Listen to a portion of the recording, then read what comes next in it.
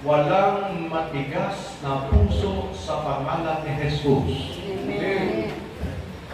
And he shared the gospel to him.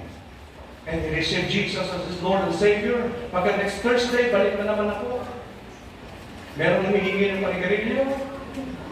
Alam mo naman sa loob ng kulungan, very practical ng buhay. Pastor, meron ako pandesal. Tinapay meron. Pero mga ganyan, hindi ako nagbibigay niya. Pasensya ka na, brada. Pero yun. Kaya nung may waiver akong pinagmahan, kung sasakit ako sa loob ng kulungan, walang mananagot. Ako lang mismo sa buhay ko kasi gusto ko eh. Sumulod, nandun ako sa loob.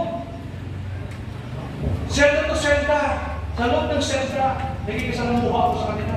Muupo kami doon, nagkikipag-usap. Nilagay ko rin yung sarili ko, pero ito pala pag nagulong ka. Yung iba nakaduyan-duyan na dyan, kasi hindi nakasalanan.